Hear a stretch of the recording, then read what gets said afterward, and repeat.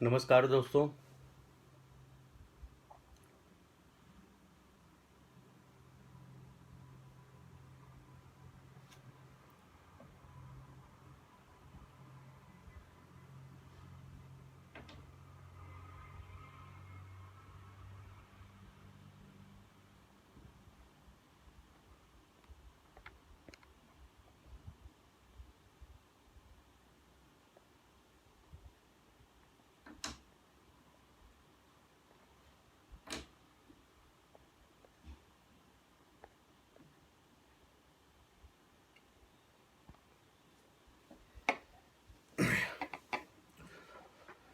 नमस्कार दोस्तों, कैसे हैं आप? आशा करता हूं कि आप सभी लोग सकुशल होंगे। आपके अपने प्रियजन, रिश्तेदार, यार दोस्त सभी सकुशल होंगे और जो ये महामारी चल रही है इसके प्रकोप से दूर होंगे, बचे हुए होंगे, ऐसी मेरी आशा है। क्योंकि बहुत ही सभी लोग जानते हैं कि किस प्रकार की स्थिति है, क्या आंकड़े हैं। तो मेरे लाइव आने का मकसद ये था कि मैं पिछले 2-4 दिनों से ये देख रहा था कि किस प्रकार से दोषारोपण का एक दौर चल रहा है, जिसमें जिसमें दोषारोपण किया जा रहा है आम आदमी पार्टी के नेता अरविंद केजरीवाल के ऊपर। जैसे कि हाल ही में एक रिसेंट वीडियो आया है जिसमें एक राज्यों की मीटिंग, मुख्यमंत्रियों की मीटिंग के दौरान अरविंद केजरीवाल ने उसको लाइव करने की कोशिश करी और उस दौरान प्रधानमंत्री नरेंद्र मोदी ने उनको बीच में टोका और बोला कि ये प्रोटोकॉल के खिलाफ है और ये अगेंस्ट है। और उसके बाद से अगर आप देखें तो सोशल मीडिया में एक ट्रेंड है कि किस प्रकार से जो हमारे मैं ये कहूँगा प्रीडोमिनेटली फोकसली जो भारतीय जनता पार्टी के सदस्य हैं, मेंबर हैं या जो प्रो बीजेपी हैं, वो किस प्रकार से अरविंद केजरीवाल को ट्रोल कर रहे हैं, आम आदमी पार्टी को ट्रोल कर रहे हैं और काफ़ी मीम्स बनाए जा रहे हैं अरविंद केजरीवाल के खिलाफ कि अरविंद केजरीवाल ये नहीं कर रहे, अरविंद केजरीवाल वो नहीं कर रहे। और जिसके परिप्रेक्ष्य में मैंने अपना एक लास्ट फेक एफबी पोस्ट भी किया था जिसमें मैंने मेंशन किया था स्पेसिफिकली कि सिर्फ अरविंद केजरीवाल को फोकस करना, एक स्पेसिफाइड एजेंडे के तहत अरविंद केजरीवाल को फोकस करना सही बात नहीं है। ये बिल्कुल और सरासर तौर पे गलत है। आप अपनी नाकामियां छुपाने की कोशिश कर रहे हैं, कैसे पूरी जस्टिफिकेशन के साथ। देखिए आप आईटी सेल किस प्रकार से काम करता है, वो जस्टिफिकेशन दे रहे हैं बीजेपी आईटी सेल वाले कि प्रधानमंत्री मोदी ने कोविड केयर फंड जो बना था, पीएम केयर फंड, उससे सभी राज्यों को पैसा दिया, अरविंद केजरीवाल नहीं बना पाए, ये नहीं कर पाए, वो नहीं कर पाए। आपको पता है, आपको ये पता होना चाहिए कि अरविंद केजरीवाल, मैं कोई आम आदमी पार्टी समर्थक व्यक्ति विशेष नहीं हूं और ना ही मैं अरविंद केजरीवाल साहब का फैन हूं। मैं साफ स्पष्ट ये कहना चाहता हूं अपनी बात रखने से पहले। किंतु जो बात है, जो मुद्दा है, वो एक समझने वाली ये है कि अरविंद केजरीवाल जो एक ऐसे मुख्यमंत्री हैं जो मुख्यमंत्री होते हुए भी मुख्यमंत्री नहीं है, ये समझने वाली बात है। यदि आप हाल फिलहाल के भी दिनों में देखें तो केंद्र सरकार का केवल और केवल एक ही ऑब्जेक्टिव रहता है कि किस प्रकार से अरविंद केजरीवाल की जो सरकार है या अरविंद केजरीवाल है, उनके जो हाथ में डिसीजन मेकिंग पावर है उसको कम किया जाए। आप ये देखिए 2015 में अरविंद केजरीवाल जीते, मोदी की लहर थी 2014 में, फिर भी आम आदमी पार्टी 70 में से 67 सीट जीत गई। कितना बड़ा मैंडेट था, वो भी ऐसे समय में जब प्रधानमंत्री मोदी बिल्कुल आश्वस्त थे कि ये दिल्ली में भारतीय जनता पार्टी की सरकार बनेगी और ये पूरी पार्टी आश्वस्त थी। प्रधानमंत्री मोदी, सारे मंत्रिमंडल के जितने भी मंत्री हैं, प्लस उनके जितने भी बड़े कद्दावर नेता हैं, बड़े नेता हैं, स्टार कैंपेनर, सब लग गए। फिर भी दिल्ली की जनता ने किसे जिताया? अरविंद केजरीवाल को। सोचने वाली बात है। अब दिल्ली की जनता में यदि आप देखें, मैं ये तो इतना तो एक्सपेक्ट कर सकता हूं कि दिल्ली में यदि हम वोटर की बात करें तो दिल्ली में जो वोटर है, हम इतना मान सकते हैं कि उसकी जो परसेंटेज है, दिल्ली में जो वोटर की परसेंटेज है, वो पढ़ी लिखी जो वोटर परसेंटेज है वो ज्यादा है in comparison to other states, जहां पे देहात काफी आता है, एक शहरी इलाका होता है, किंतु यहां पर शहरी ज्यादा है। तो इसका मतलब समझदार लोग हैं। समझदार लोगों ने 2015 के इलेक्शन में अरविंद केजरीवाल की पार्टी को भारी बहुमत के साथ जिताया। एक बार देखा भारतीय जनता पार्टी ने, उसके बाद दोबारा 2019 का इलेक्शन हुआ, नरेंद्र मोदी प्रधानमंत्री बनकर आए, इन्हें फिर चांस दिखाई दिया, और इसके बाद इन्होंने फिर जी जान कोशिश करी, और उस कोशिश करने के बाद ये फिर दोबारा हारे। भारतीय जनता पार्टी फिर दोबारा दिल्ली प्रदेश में हारी, यानी दिल्ली में इनका सारा कुनबा बैठता है, प्रधानमंत्री से लेके, गृह मंत्री से लेके, सारे मंत्रिमंडल, सारे सांसद, जितने बड़े नेता हैं सब प्रधानमंत्री के साथ, इंक्लूडिंग प्रधानमंत्री, सब दिल्ली में रहते हैं, किंतु फिर भी ये दिल्ली प्रदेश में हार जाते हैं। अब वो टीस उसको कैसे बदला लिया जाता है? आप पिछले जितने भी आप उठाकर देखें कि इनकी क्या कार्यशैली रही है, कि किस प्रकार से गवर्नर साहब बिठा दिए जाते हैं। जो आप जानते हैं कि गवर्नर जो होता है, वैसे भी सेंटर का ही गवर्नर अपॉइंट किया जाता है, और गवर्नर साहब पूरे तरीके से हर फाइल को, हर चीज को रोक लगाने की कोशिश करते हैं। और अब तो रिसेंट जो इन्होंने बिल पास किया, उससे तो इन्होंने बिल्कुल मोरलेस जितनी पावर्स कोर्ट ने अरविंद केजरीवाल सरकार को दी थी, जब ये कोर्ट में मुद्दा पहुंचा था, कोर्ट ने स्पेसिफिकली ये टिप्पणी की थी कि ये चुनी हुई सरकार है, ये कोई अपॉइंटेड सरकार नहीं है, तो आपको इनको पूरे राइट देने पड़ेंगे। आप नहीं दे रहे, आपको देने पड़ेंगे। तो जब इन्होंने राइट नहीं दिए, उसके बाद इसको कोर्ट ने फिर से ऑर्डर करके कुछ राइट्स आम आदमी पार्टी जो है उसको कोर्ट ने एलोकेट किए। उसके बाद ये फिर से वापस इन्होंने एक समर सॉर्ट लिया है, और भारतीय जनता पार्टी ने, और उसकी जितने अधिकार थे उनको काटने की कोशिश करी। और दूसरा मुद्दा, महत्वपूर्ण मुद्दा मैं यहां पे उठाता हूं, जो बार बार ये बात उठ के आती है कि 207 करोड़ या जितना भी फिगर है आम आदमी पार्टी का, 207 करोड़ के करीब एक आरटीआई में खुलासा हुआ है कि उन्होंने अपने विज्ञापनों पे खर्च किया। तो मैं ये स्पेसिफिकली बताना चाहूंगा, ये विज्ञापनों पे खर्च करने का ट्रेंड किसने शुरू किया?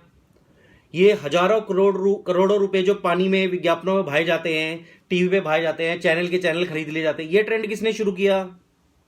क्या जवाब है उनका? उसका क्या जवाब है बताइए। आप खुल के बोलिए।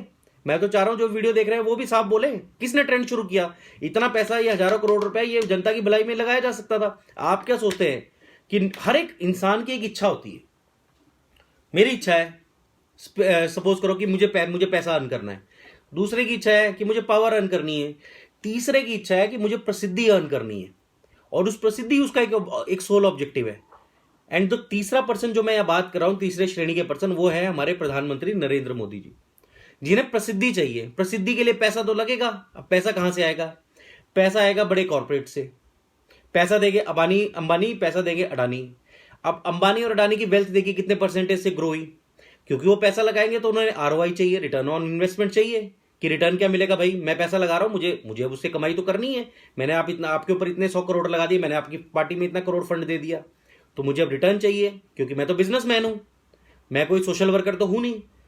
तो आप देखिए कैसा ट्रेंड है ये सारा। विज्ञापन पर हजारों करोड़ों रुपया खर्च किया जाता है भारतीय जनता पार्टी के द्वारा, परंतु पूछा जाता है अरविंद केजरीवाल से, आप ऐसा ट्रेंडी क्यों शुरू करते हैं? इस पॉलिटिक्स को, विज्ञापनों की पॉलिटिक्स क्यों बनाते हैं? पूरे तरीके से चैनल के चैनल खरीद लेते हो आप। अब आप देख लीजिए, 2024 का इलेक्शन होगा, 23-24 का इलेक्शन, हर जगह पे आपको सिर्फ एक ही सुनाई देगा, फिर एक बार मोदी सरकार। क्या है, कोई सोशल वर्कर कर रहे हैं क्या चैनल, या पूरे के पूरे न्यूज़पेपर के जो भर जाते हैं? उसके लिए पैसा लगता है, ये हम सभी जानते हैं। तो ये समझने वाली बात है। तो आप केवल एक व्यक्ति विशेष के ऊपर ही इल्जाम मत लगाइए, क्योंकि उस व्यक्ति विशेष ने, मैं फिर से आज अब दोबारा मेंशन कर रहा हूं कि मैं कोई आम आदमी पार्टी का समर्थक नहीं हूं, ना ही मैं कोई बहुत बड़ा अरविंद केजरीवाल का फैन हूं, किंतु उसने हॉस्पिटल्स, उसने स्कूल्स को बदला है, और शायद इसलिए उसको दोबारा वोट मिली है, नहीं तो आप इलेक्शन जीत जाते। आप 2019-20 का जो इलेक्शन हुआ था दिल्ली विधानसभा का, आप जीत जाते। 19 का इलेक्शन आप क्यों नहीं जीते, यदि आपने इतने कार्य करे हुए थे? इसका मतलब जनता उससे कनेक्ट करती है, तो उस कनेक्ट को करती है। आप उस मैंडेट को कृपया करके सम्मान दीजिए, वो मैंडेट जनता का है। He is elected by the people of Delhi, and you have to respect that. आप उसको घेरे मत एक कॉर्नर बना के ना पूरा घेरने की कोशिश मत करें। और क्या क्या उस मीटिंग में क्या लाइव करके बहुत बड़ा वो जो प्रोटोकॉल तोड़ दिया। प्रधानमंत्री हर अपनी मीटिंग को लाइव करते हैं। अब क्योंकि लाइव करने का प्रॉब्लम ये था कि क्योंकि सी दिक्कत क्या थी कि प्रॉब्लम बहुत ज्यादा बढ़ चुकी है। अब लोगों ने कंप्लेन करना था। अब ये तो कहना नहीं था, अब इनकी सुननी थोड़ा ना थी, लोगों ने कंप्लेन करना था। और अगर कंप्लेन करना था तो ये चाहते थे कि वो मीटिंग लाइव ना हो, क्योंकि कंप्लेन्स है उसमें। आप मतलब किस प्रकार से एक्ट कर रहे हैं आप। मैंने 150 देशों की मदद कर दी। अमेरिका में जो बिडेन ने वैक्सीन बनाने के लिए रॉ मटेरियल जो है उसको देने के ऊपर रोक लगा दी। स्पेसिफिकली उनका एक पॉइंट है अमेरिका फर्स्ट। उनका पॉइंट है, अमेरिका का एक पॉइंट है अमेरिका फर्स्ट। हमारे लिए अमेरिकन सबसे ऊपर है बॉस।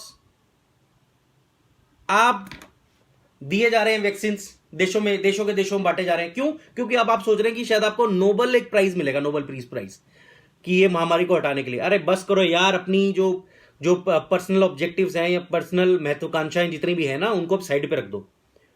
अगर आप ये महत्वाकांक्षा अपने दिमाग से निकाल देंगे तो शायद यहां के लोगों का उद्धार हो जाएगा, भारत के लोगों का।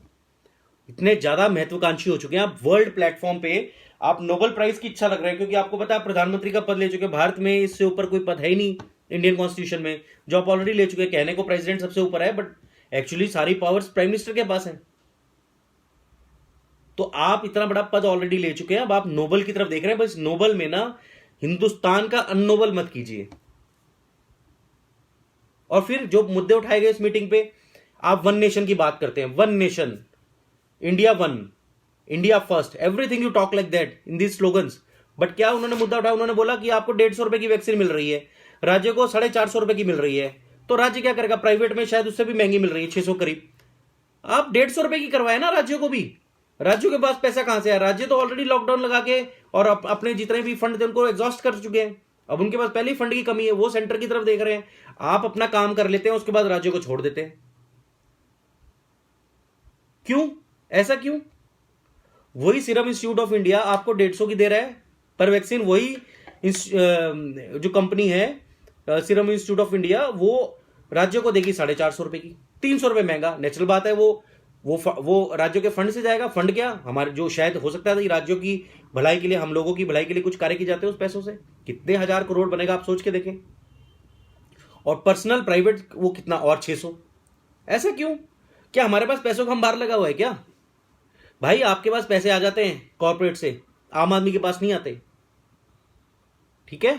और मैं कभी भी ये जो मीम्स चल रहे हैं ना, अंबानी, अदानी, और स्पेसिफिकली मैंने एक जगह रिएक्ट भी किया था कि रतन टाटा की पिक्चर के साथ आप अंबानी की पिक्चर, भाई बिल्कुल मत कीजिए।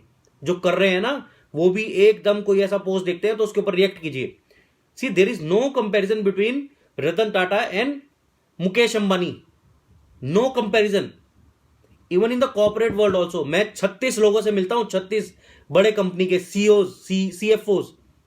और जब डिस्कशन होती है तो क्लियर डिस्कशन होती है कि जो मुकेश अंबानी है और ये अदानी है, they do not have a respect, we do not respect them. हम उसकी रिस्पेक्ट नहीं करते, हम रतन टाटा की रिस्पेक्ट करते हैं, हम अजीम प्रेम जी की रिस्पेक्ट करते हैं। Actually those are industrialist, those are philanthropist. Mukesh Ambani is not a industrialist, he is a businessman. और बिजनेसमैन का क्या काम होता है? मुनाफा कमाना। इंडस्ट्रियलिस्ट का क्या काम होता है? खुद भी ग्रो करना और सोसाइटी को भी ग्रो करना। आज देख लीजिए, 100 साल से ज्यादा टाटा का इतिहास होगा। रतन टाटा की आज भी कितनी इज्जत की जाती है। आपने वीडियोस भी देखे होंगे कि जहां पे इन्फोसिस के चेयरमैन नारायण मूर्ति, फाउंडर नारायण मूर्ति, रतन टाटा के पैर छूते नजर आ जाएंगे स्टेज के ऊपर। Is not a small personality but he is touching feet of Ratan Tata. Why? Because he holds respect.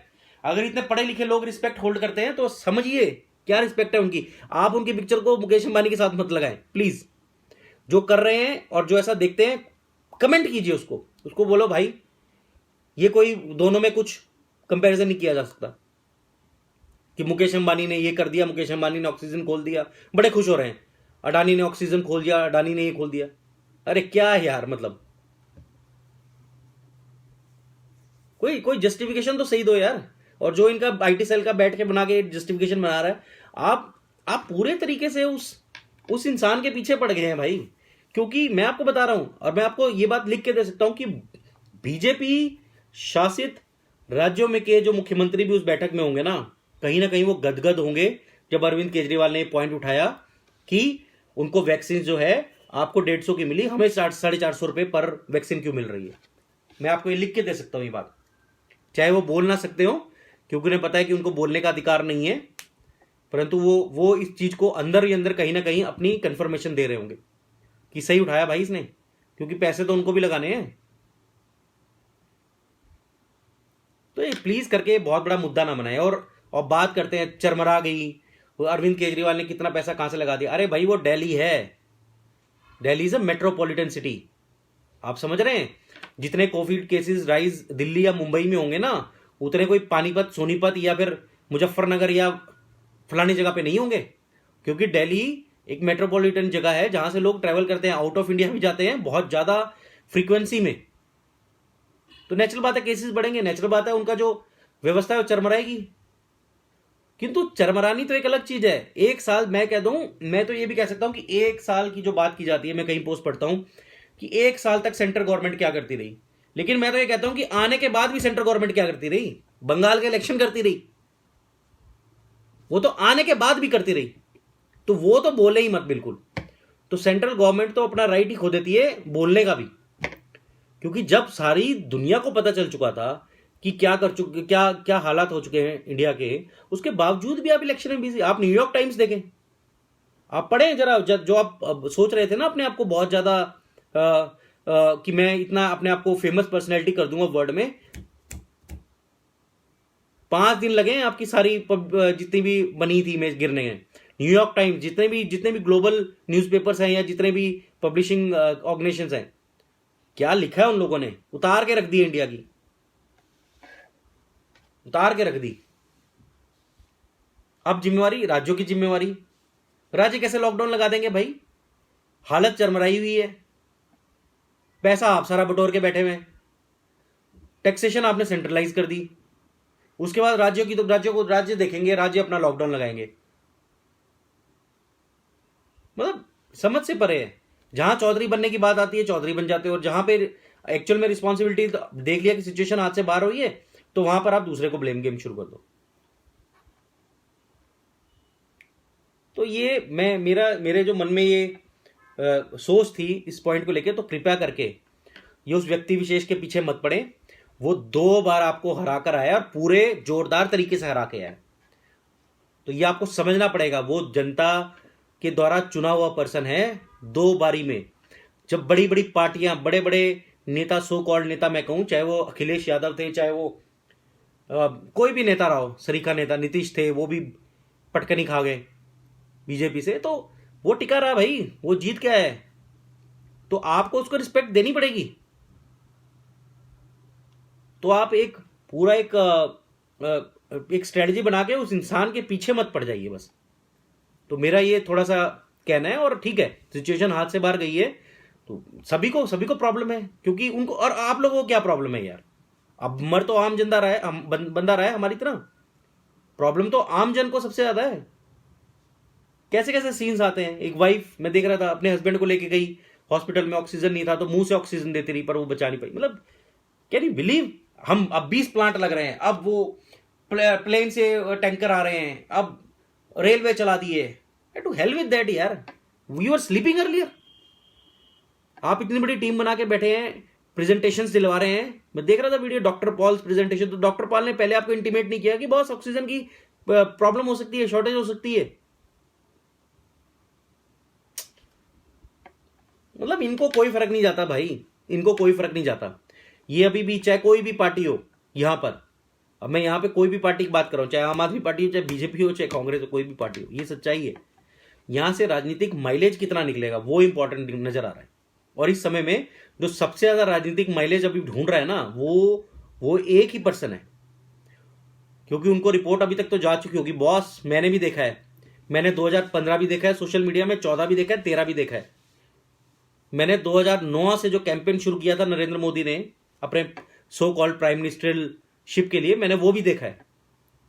सब कैंपेन को मैंने बारीकी से पढ़ा है, सब समझा है। तो कहीं ना कहीं उनको ये इंफॉर्मेशन जा रही होगी कि जो मेरा जो ग्राफ है वो नीचे आ रहा है, और वो आ रहा है, वो रियलिटी है कि वो ग्राफ नीचे आ रहा है। आप यहां पे और बड़े हीरो बन के निकल सकते थे, बट आपको सिर्फ राजनीति नजर आई, आपको बंगाल का इलेक्शन नजर आया। आप एक स्टेप आगे लेके अगर बंगाल के इलेक्शन पे हॉल्ट लगा देते, सी ये कंपैरिजन है। आप क्यों कंपैरिजन नहीं कर सकते नरेंद्र मोदी और अटल बिहारी वाजपेयी का, कि अटल बिहारी वाजपेयी एक स्टेज पर आने के बाद वो ओवरऑल एक एक्सेप्टेड पर्सनैलिटी बन चुके थे। नरेंद्र मोदी 2 बार प्राइम मिनिस्टर बनने के बाद भी ओवरऑल एक्सेप्टेड पर्सनैलिटी नहीं है अपने सर्कल में भी। So this is a big difference, ये सबसे बड़ा डिफरेंस है। आपको ऐसे पॉइंट में जब आप 2 बार प्रधानमंत्री ऑलरेडी बन चुके हैं, आप मोर और लेस अचीवमेंट कर चुके हैं, अभी भी आपको बंगाल का इलेक्शन दिख रहा है यार, मतलब आप उस इलेक्शन को हॉल्ट कर सकते थे, आप उसको पोस्टपोन कर सकते थे। और आप स्पेसिफिकली टीवी पे आकर अगर ये बोलते ना 9:30 बजे जो लाइव आके बोलते कि बॉस मैं इलेक्शन पोस्टपोन कर रहा हूं, और सबसे पहले जो भी जरूरी है वो ये चीज है कि हम देशवासियों की जान कैसे बचा सके, मैं कह रहा हूं आपका ग्राफ और ऊपर बढ़ जाता। ठीक है, हम लोगों की जाने जाती तो हम भी लोग भी कहते कि चलो यार कोशिश कर रहे हैं, बट वो कोई कन्विक्शन नजर नहीं आई। कन्विक्शन थी वहां जाकर रैलियां करना, और एंड में जब आपने समझने की कोशिश करी, आपको समझ आना शुरू हुआ कि ये जो है लोगों के अंदर एक नेगेटिव सेंटिमेंट्स पैदा हो रहे हैं, तो आपने फिर थोड़ा सा यहां पे मीटिंग्स लेनी चाहिए। वो भी पिछले मुझे लगता है थर्सडे आप मुख्यमंत्री की मीटिंग ले रहे हैं, उसमें एक चीफ मिनिस्टर स्पेसिफिकली स्टेटमेंट दे रहे हैं नवीन पटनायक की, बॉस अगर ये मीटिंग पहले हो जाती तो हम दिल्ली को बहुत पहले ऑक्सीजन सप्लाई कर सकते थे, एक्स्ट्रा कोऑर्डिनेशन बेटर हो सकती थी। सी क्या डिफरेंस है, क्या डिफरेंस है मीटिंग ना होने का। तो अपनी जो कमियां हैं उसको आप छिपा नहीं पाएंगे सिर्फ ब्लेम गेम लगाकर, और ये जो इतनी इन्वेस्टमेंट करिए, इन्वेस्टमेंट सब धरी की धरी रह जाएगी आपकी, क्योंकि अब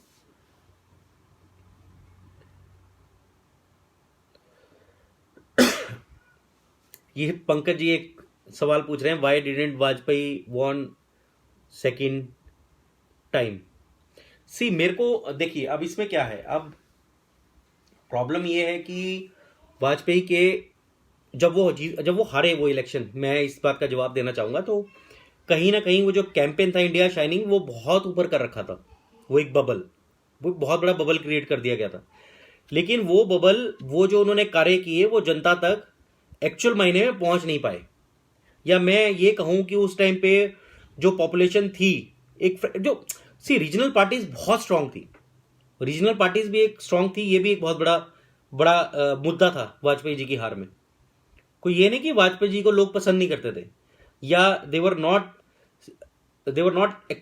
ready to accept Vajpayee, Atal Bihari Vajpayee as a prime minister of India, पर यूथ का कनेक्शन कम था। सबसे बड़ी प्रॉब्लम ये थी, यूथ वाजपेयी जी के साथ कनेक्ट नहीं कर पा रहा था। दूसरी चीज, रीजनल पार्टीज बहुत ज्यादा स्ट्रांग हो चुकी थी, तो रीजनल पार्टीज ने अपने अपने रीजन में अच्छा परफॉर्म किया।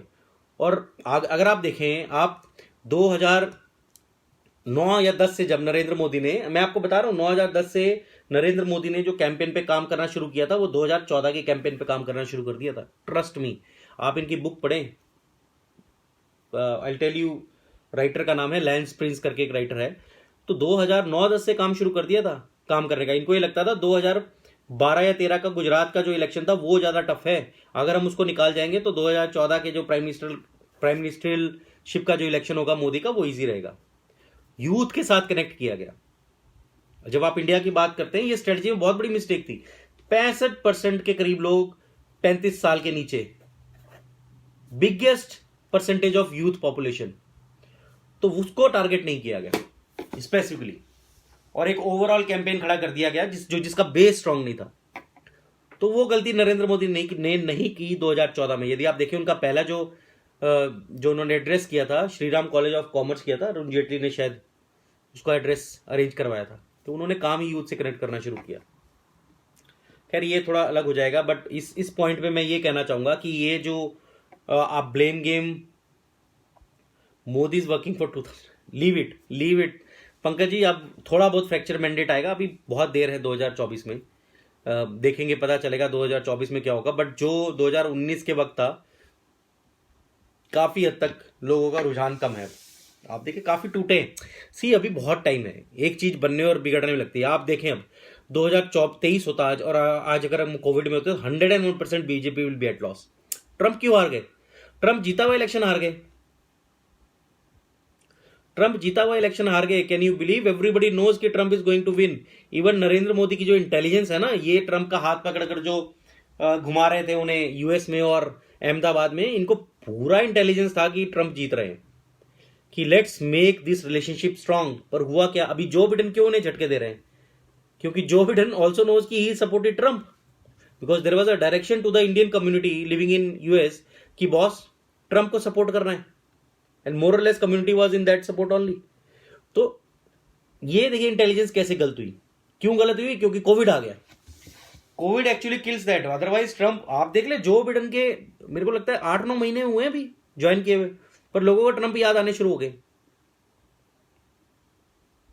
2024 में देर, मैं वही आपको बोला कि अभी देर है, लेकिन अभी के सिचुएशन में मैं ये नहीं कहूंगी। ये देखिए अभी जो चीजें हुई है ना, अगर कोई इकोनॉमिकली इफेक्ट हुआ है या किसी का कोई मरा है, वो भूलेगा नहीं पंकज जी।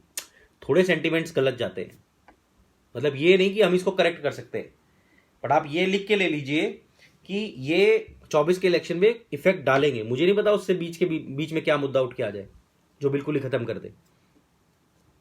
सो एनीवे, तो मेरा ये पॉइंट ऑफ व्यू था कि आप किसी एक व्यक्ति को टारगेट नहीं कर सकते कि उस व्यक्ति ने काम नहीं किया। आप उठाकर देखें अपने हरियाणा के चीफ मिनिस्टर साहब को, और देखें उनका स्वास्थ्य का बजट। 2014 में 500 कुछ करोड़ का बजट था दिल्ली में स्वास्थ्य का, जो 2020 में मार्च, मेरे को लगता है 21 मार्च में प्रेजेंट किया गया 14-15 हजार करोड़। उन्होंने स्कूल भी सुधारे हैं। मैं नहीं कह रहा कि व्यवस्था बिल्कुल सही है, व्यवस्था कोई भी चरमरा जाएगी। यूएस की भी चरमराई, यूएस में भी 1.5-2 लाख लोग मर गए। आप इमेजिन कर सकते हैं? वहां तो जान की कीमत है, यहां तो जान की कीमत ही नहीं है। इंडिया में कौन सी जान की कीमत है? यहां कोई जान की कीमत नहीं है। एक ट्रेन में ब्लास्ट होता है, लोकल ट्रेन में मुंबई में, 2 दिन बाद साफ करके चलती है ट्रेन, उतनी भीड़ आपको फिर मिल जाएगी। This is the way we operate. But वहां पर जान की कीमत है, वहां पर भी 1.5-2 लाख लोग मरे, क्योंकि मेडिकल इंफ्रा वहां भी चरमरा है। परंतु जो आप कर सकते थे उसको तो शिद्दत से करें, आप शिद्दत से करें। सबसे बड़ा, बिल्कुल सही बात है, मैं कह रहा हूं ब्लेम कर रहे हैं, क्यों कर रहे हैं? सी, मेरा एक ही सबमिशन है पंकज जी, मेरा एक सबमिशन है, वो ये कि ऐसे क्रिटिकल सिचुएशन में जब हम इतनी गलत स्टेज पे पहुंच चुके हैं कोविड को लेकर, जहां पे पूरा वर्ल्ड का चिंता इंडिया को लेके हो गई है, उस स्टेज में आपको इलेक्शन नजर आ रहा है, उस स्टेज में आपको इलेक्शन नजर आ रहा है। That is a sole objective. और सेंटिमेंट्स हैं, सेंटिमेंट्स के साथ आप खेले भी हो, और सेंटिमेंट्स आपको, इन्हीं लोगों के सेंटिमेंट्स आपको लेके भी डूबेंगे। ये भी आप लिख के ले दीजिए। बिल्कुल सही है पंकज जी, ये कोई स्ट्रेटजी नहीं चल रही, मैं आपको बता रहा हूं, ये ठीक है, but nobody wants to land into this situation. ये कोई भी नेता, वो खुद भी नहीं चाहते भाई ऐसी सिचुएशन में लैंड होना। तो ये स्ट्रेटजी के, ऐसे स्ट्रेटजी से कोई प्लान या काम नहीं किया जाता। बहुत ब्लेम हो रहा है। देखिए डीमोनेटाइजेशन, जीएसटी, डीमोनेटाइजेशन को आप जस्टिफाई नहीं करते, जीएसटी ले जाते हैं, फिर से व्यापारियों के ऊपर हरकत, प्रॉब्लम आती है, वो डिफिकल्ट सिचुएशन में आते हैं। उसके बाद आप आते हैं, कोविड आ गया, ये तो आपके हाथ में था ही नहीं, आपकी इकोनॉमी और इम्पैक्ट हो रही है। आपके पास कोई फाइनेंस मिनिस्टर ही नहीं है। अच्छा, इकोनॉमिकली मैं बात करूं, बिल्कुल मैं चाहता हूं कि आप अपनी राय दीजिए। मैं ये बात कह रहा हूं कि इकोनॉमिकली हम शुरू से ही स्ट्रगल कर रहे हैं, हम स्ट्रगल कर रहे हैं क्योंकि हम यहाँ पे नेता बिठा देते हैं। सी, जब हम फाइनेंस की बात करें तो ये नेता नहीं होना चाहिए यहाँ पे, एक्चुअली में फाइनेंस का बंदा ही होना चाहिए, जिसका day and night first love last love सिर्फ फाइनेंस हो, तभी ये कंट्री फाइनेंशियल एस्पेक्ट में, इकोनॉमिकल इफेक्ट में बिल्कुल सही ट्रैक पे आ पाएगा। वो तो हमारा आज भी नहीं है। और ये कोई मतलब ब्लेम कर रहे हैं, और मेरा ये बिल्कुल मानना है कि ये सेंटिमेंट्स इम्पैक्ट डालेंगे, ये सेंटिमेंट्स इम्पैक्ट डालेंगे, ये लिख के ले लो। और चाहे ये बोले ना बोले, इनकी पार्टी के चंद एक लोग हैं, मैं बात करता हूँ, बहुत डाई हार्ड है, जो मेरे भी सर्कल में है, मतलब दे ऑल्सो नो कि बॉस ये गलत इम्पैक्ट होने वाला है। ठीक है, अभी तो अब उसका तो कोई भी तोड़ नहीं है कि अगर कोई लिखना शुरू कर दे कि ऑक्सीजन, हमें ऑक्सीजन नहीं चाहिए, हमें तो मोदी जी को ही वोट देंगे, चाहे ऑक्सीजन मिले ना मिले, उसका तो कोई इलाज ही नहीं है। ये ऐसे लोग भी हैं, और अगर ऐसे लोग हैं तो मतलब फिर तो भगवान ही मालिक है हमारा भी, कि हमें ये नहीं चाहिए हम तो मोदी जी को वोट देंगे। ऐसे लोग बहुत मिलेंगे। तो ये मैं एक्चुअली अपनी बात रखना चाहता था आप लोगों के आगे। मैं चाहता हूं कि आप सभी लोग अपना ध्यान रखें, सकुशल रहें।